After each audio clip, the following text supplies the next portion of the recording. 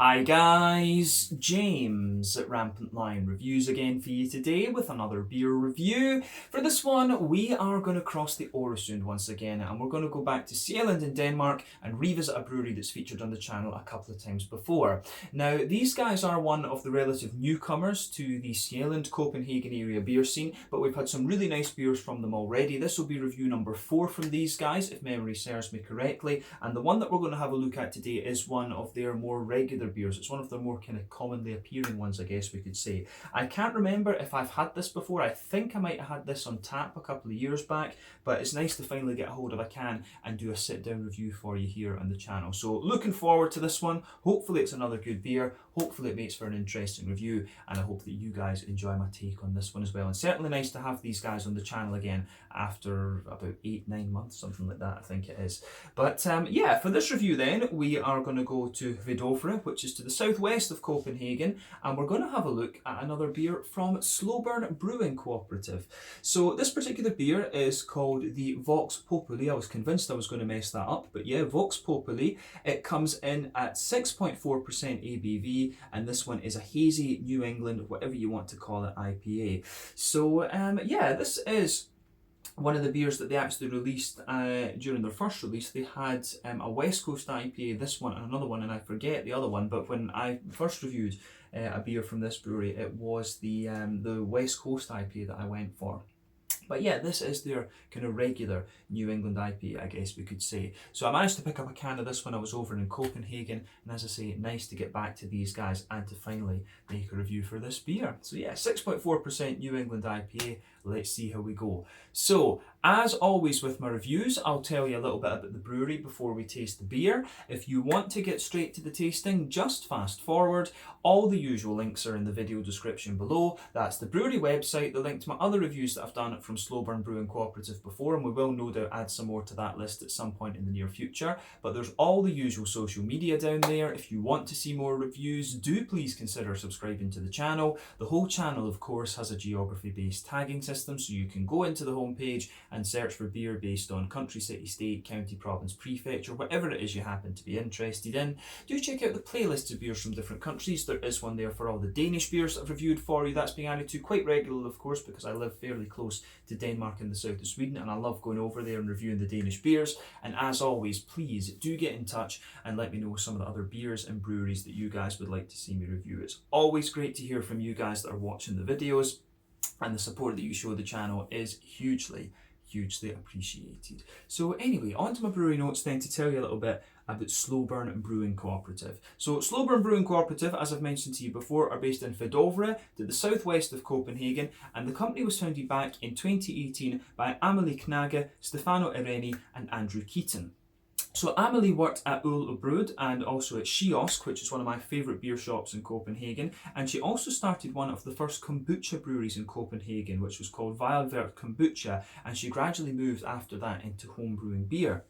But she assists in the brewing and manages the sales and distribution side of the company. Stefano is the one who's the head brewer, and he's originally from Milan in Italy, and he studied biotechnology before going on to work for Birrificio Rurale in Italy, before moving to Denmark to work for White Labs Yeast, and then he also worked at the Fermentoren beer bar as well. But Andrew is originally from the US, and he moved over to Copenhagen back in 2010 when the Nordic beer scene was just kind of starting to kick off, if you like. But he comes from a background in software engineering and development, and he deals with the finance and social media side of the brewery, but he also experiments with sour beers and barrel aging as well. So I think he might be behind a number of the sour beers.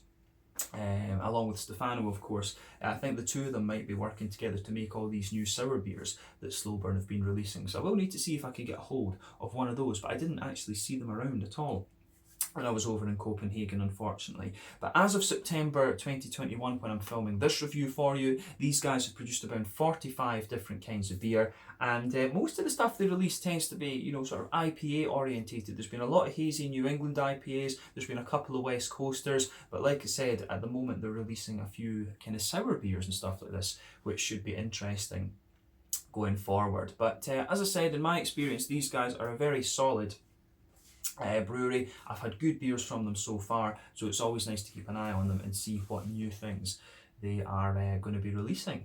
So yeah, that is all I can really tell you about Slowburn Brewing Cooperative for the moment. If you want to learn a little bit more about these guys, as always, you can check out the brewery website. You can follow them on Facebook and Instagram to keep up to date with the latest goings on. And you can, of course, check out the Rate Beer, Untappd and Beer Advocate pages to learn a little bit more about all of those different beers that they've done. So yeah, let's get on and actually have a taste of this one then. I'm very, very curious about this, like I said. So as you can see, the lovely macaw on the front of this one, I think it's very, very nice. Yeah, lovely macaw in the artwork. Let me just bring that over so that you can see it nicely there. I still love the camera on this phone. It's absolutely ridiculous. Beautiful. But yeah, there you can see the lovely macaw.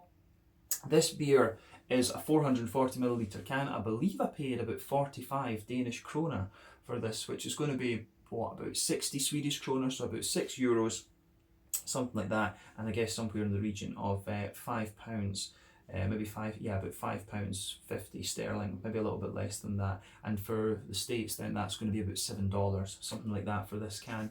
But yeah, 6.4% New England Hazy IPA. Like I said, this is their kind of regular core range IPA.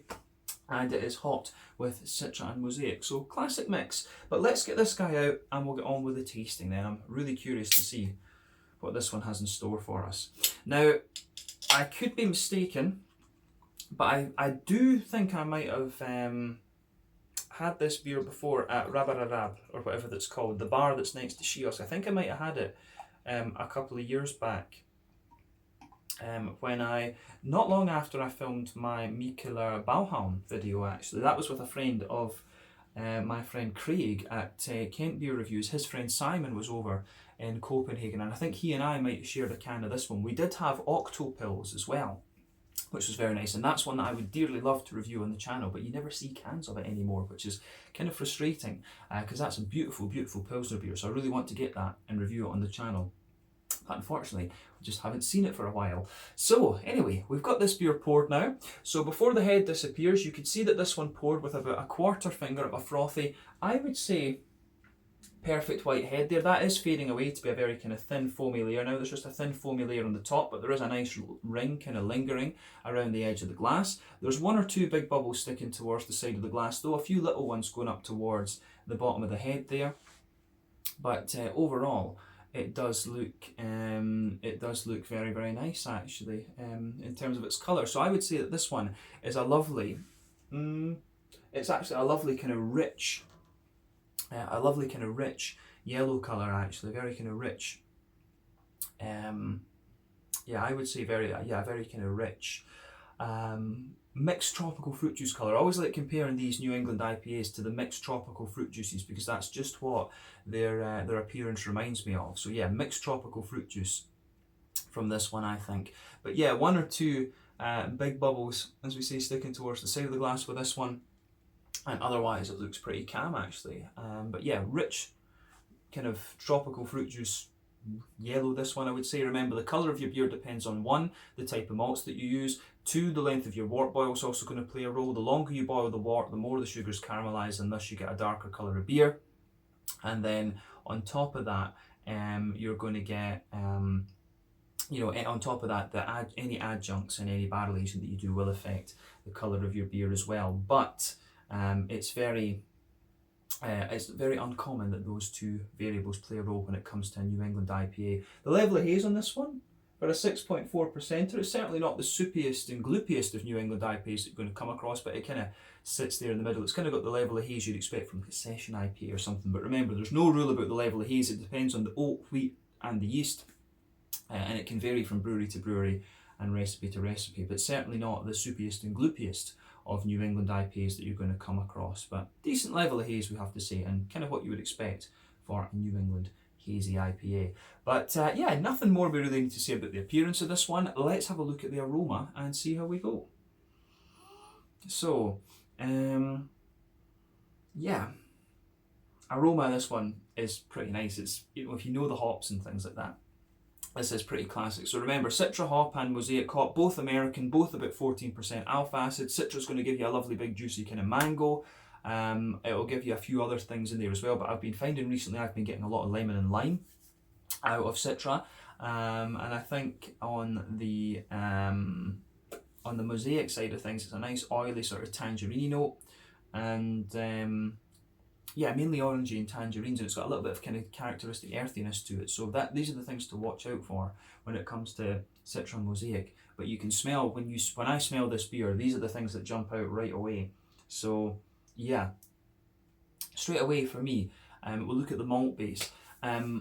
Backbone of this beer is a lovely soft white bread, a fresh soft white bread in there. There's a few bread crusty elements, I would say.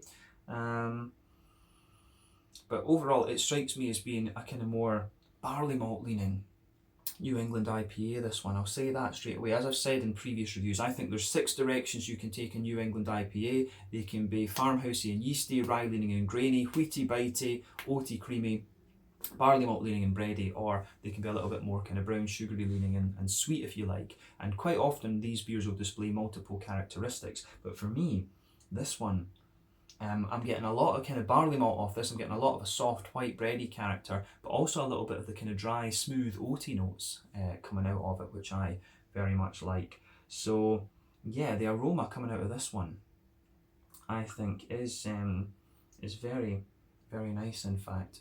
So yeah, big, nice, big, smooth aroma coming out of this one, actually. So it gets a thumbs up from me in that sense. So yeah, backbone of soft white bread in there. You can smell a little bit of the bread crust. There's a wee bit of a wheaty bitiness coming out of the there's a wee bit of wheaty bitiness at the back of the nose, but overall you can smell the wheat just kind of being quite smooth and thickening everything out. I would say that that's really what's going on here. So smoothing all that kind of thick bready character out, a little bit of wheaty bitiness, as we said, but there's also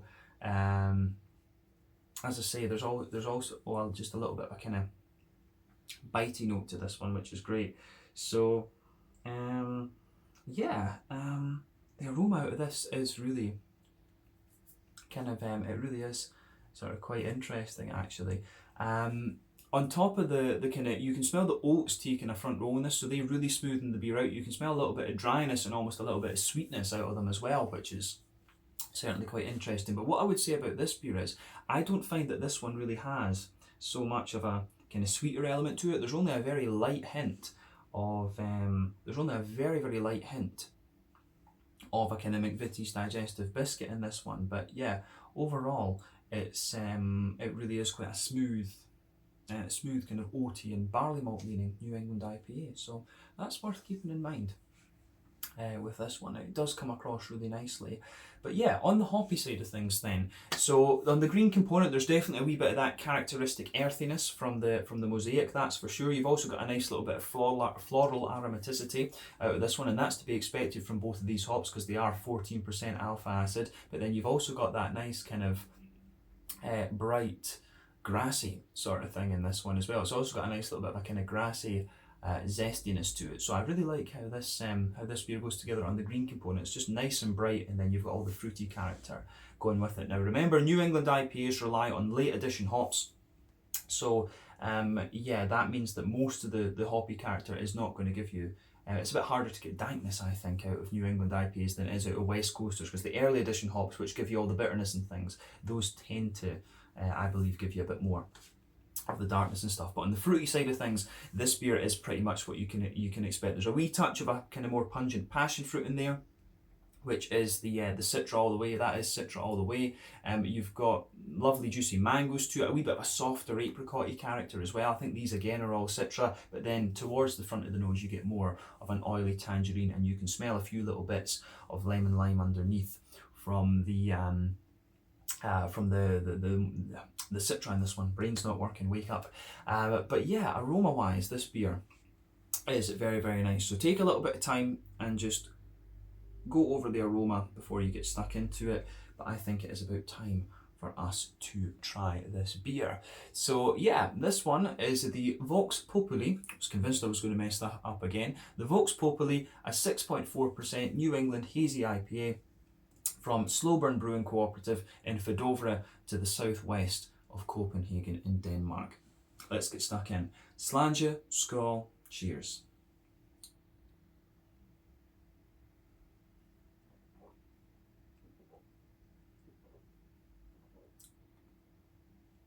Ooh. Yeah. That's pretty solid actually. It's one of these really, first impression of this is that it's actually quite a crisp and it's really quite a crisp and refreshing New England IPA, this one. It really leans towards the kind of crisper end of the spectrum, which is kind of interesting. But yeah, it's another solid beer from these guys. I'm not surprised about this.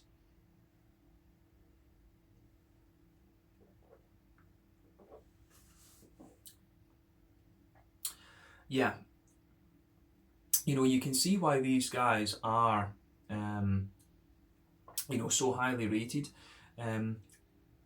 When it comes to their beers, you know, they just do some really good stuff. And if this was one of the first beers they released, and so you can still kind of see the kind of rawness in a way, but when you compare this to some of the newer stuff that you'll find from them, albeit it's been a little while since I've had one of the newer beers, when you see where they started from, you can see why they've kind of done really as well as they have. But this is, again, just very solid. First impression of this one, as I say, is it's quite a crisp. I find this to be quite a crisp leaning New England IPA rather than anything else. So thumbs up to Slowburn for this. Let's try and break the flavour down for you a little bit more and describe it a wee bit more in depth.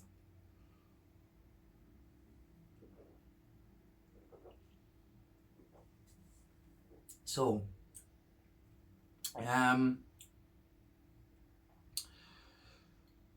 let's start with the malty side of things, as we always do. So middle third and back third of your palate. Backbone of the beer, obviously, you do get a little bit of that bread crusty, grainy sort of thing. Absolutely. On top of that, you can feel the kind of soft white bready characters from the barley malt. So yeah, I really do get a lot of that actually. Yeah, lovely kind of soft barley malt characters in there. White bread, it actually feels like, you know, if you get a fresh white bread from the baker and you've got the loaf in there, it really kind of feels like that actually. And you it really kind of feels a little bit like that. And you know, the fresh, the crust has a little bit of that flour on it, so it's got that sort of dry but fresh and dense white bready character to it. So I think that's where we're going with the flavour side of this beer. Yeah, it works really nicely. But on the back corners of the palate with this one, you know, when you do get a wee bit of earthiness in there, and that sort of adds to the effect of a bit of graininess. I think in the back third of the palate there's a lot more sort of graininess in this, but you are getting a wee bit of earthiness from the mosaic hop, and those two things really play into each other quite a bit, and they come out more into the aftertaste. But let's focus on the middle third of your palate, as we always do. So middle third of your palate, as we say, bread crusty, grainy backbone, more dense white bready character on top of that. That dries out a wee bit more, giving you that sort of almost floury bready kind of thing that I was talking about. But on top of that, you can feel the wheat there, just thickening out the bready character a little bit. And then you can feel a little bit down the kind of middle line of your tongue, you can feel the oats, you can feel the oaty smoothness coming out of the beer.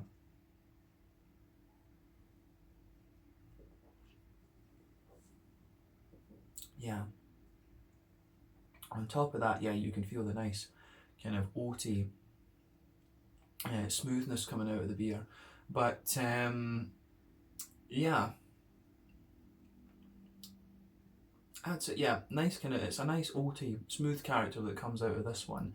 And then on top of that, you get a nice you do get a little bit, you can feel a little sort of circle in the middle of your palate with this one. You do get a little bit of that kind of Werther's Original sort of butter candy type thing. You do get a little small circle of that right in the middle of your palate, and of course that's the alcohol part of the beer. But like I say, the oaty character in this one, it goes right down the middle line of your tongue, and it kind of spreads out a wee bit and gets drier towards the edges of your palate there. But yeah, a little bit of a nice kind of brown sugary element to this one, and I do really like how that goes together in this beer.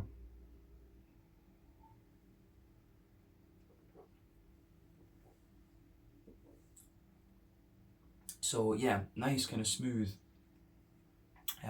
oaty character, and I think the oats kind of smoothen out and cream up a little bit the further you go into the aftertaste for this one as well. So I think the oats develop a little bit more of a creamy and sweet character the further that you go into the aftertaste. So yeah, nice. Nice. Yeah, I think the malt base in this one, as I say, it still maintains that sort of crisp character that I picked up in the beginning, but it does sort of smoothen out and just thicken up a wee bit. So it's nice how you can see the beer evolving as you drink more of it actually.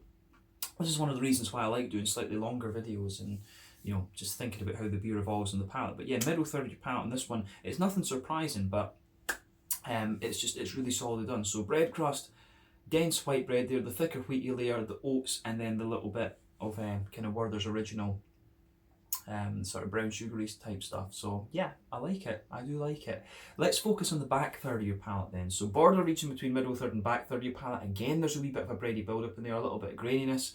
Then underneath that, there's a wee bit more of a kind of bread, I would say there's a bit of a bread crusty grainy sort of thing. You've got a thicker wheaty note in there, and the wheat does have a little bit more bitiness to it on the back third of your palate. There's a wee bit of the oat, I think, creeps over there as well, and the oats actually feel quite smooth, but then on top of all of that, you've got the more airy, yeasty kind of ester coming out of the beer. So yeah.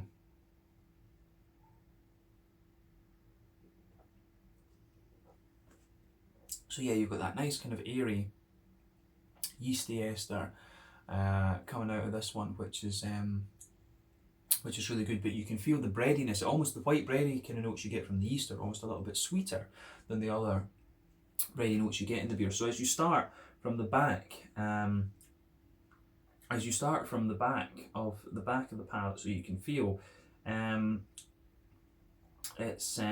you start from the back third of your palate, you can feel the flavour's a bit taller. It sort of condenses down as you go further forward, and as you go into the middle third of your palate, the flavours are a wee bit more dense and squashed together. And as I say, that's quite common in a lot of these kind of New England IPAs, but it works. It does work. I always feel you get more yeasty character on the back third of your palate rather than anything else. But I think that's the malty yeasty side of this beer really covered in terms of descriptions. So let's look at the hoppy side of the beer then. Back corners of the palate, you've got a nice little bit of earthiness in there, and that I think is mostly from the mosaic. But as you move further forward, it gets a little bit herbal, and as you push towards the kind of front corners of the palate, it gets a little bit more kind of grassy and floral. So I do like how that goes together as well. So a nice kind of grassy floral sort of thing to this one. And I'd say the floral aromaticity,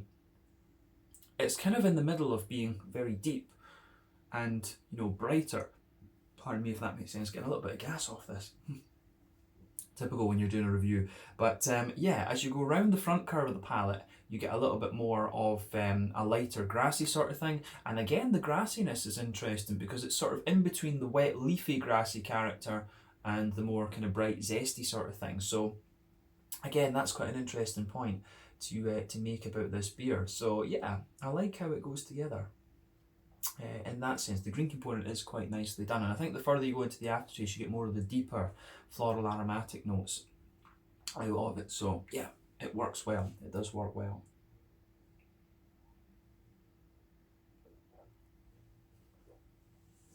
But yeah, on the fruity side of things, and I think we've covered the green component. So as I always say, front third of your palate, this is where you get that nice oily bubble where those fruity juicy esters roll their way out of the beer. But border region between front third and middle third of your palate, again, bit of bready build up, bit of bread crust. Base of the beer is a little bit more kind of smooth and white bready again, and then on top of that you get the nice kind of oily bubble with the juicy fruity esters. Towards the back of that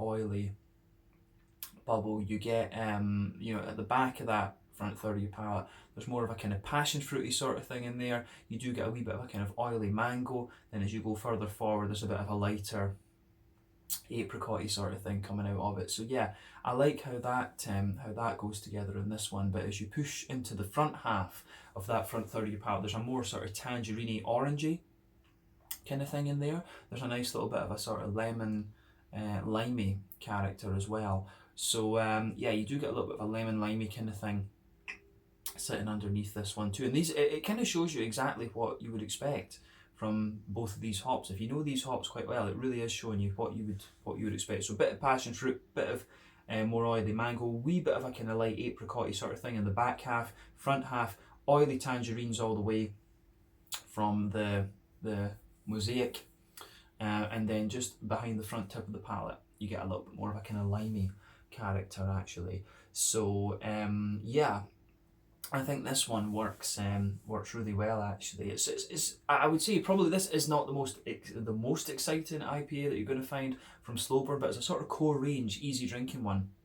I can see exactly why they've done this, and this is why they've chosen Citra and Mosaic, because it's hops. They're hops that are easy to procure. Of course, they're hops that are easy to get hold of because they're produced in such high volume. So yeah, this is the ideal kind of core range IPA. But yeah, on the mouthfeel side of things, then just to round off this review, for me, this beer is. I think it's kind of bottom end of mid-bodied for me. Like I say, it really leans towards that kind of crisper end of the spectrum, which is interesting. But yeah, bottom end of mid-bodied, smooth carbonation. Yeah, smooth carbonation, I would say. The overall vibe of this beer, as I say, it is quite crisp but quite smooth at the same time. So yeah, quite a crisp, smooth New England IPA, which I can certainly appreciate. But on the crisp, smooth New England IPA, on the kind of hoppy bitter side of things, I think this is a fairly standard, 25, 30 IBUs. I don't think there's anything surprising about it there. Yeah, 25, 30 IBUs. Malt base, very smooth, as we say, a little bit of wheaty bitiness in there. A good, wheaty bitiness, a little bit of smoothness, and of course, there's a wee tiny bit of sweetness to it, but not a lot. So yeah, one of these more kind of bready, old school. It's actually a bit more like a kind of old school IPA. This, if you think back to Amazing Haze and stuff like this, this beer really is along those kind of lines. So yeah, nice old school New England IPA kind of character, this one, and the fruity notes are quite soft and juicy in a sense. So I really like how this goes together. So it gets a big thumbs up from me, and I certainly wouldn't hesitate to drink this again. But I do hope my next review can be the Octo Pils. I would love to come across a can of that from these guys. So yeah, this one is the Vox Populi, a 6.4% New England hazy, whatever you want to call it, IPA from Slowburn Brewing Cooperative in Hvidovre to the southwest of Copenhagen. So yeah, cool to get around to reviewing this one, and I hope that you guys enjoyed my take on this beer. But let's leave it there. Once again, thank you for watching my beer reviews. Until the next time, please like, subscribe, share, all the usual YouTube stuff. Let me know your own thoughts on this beer in the comment section below. Let me know what your favourite beers are from Slowburn Brewing Cooperative. Like I said, we will return to them soon. Check out my social media, check out theirs, and I'll see you guys on the next one. Slàinte, skål, and cheers.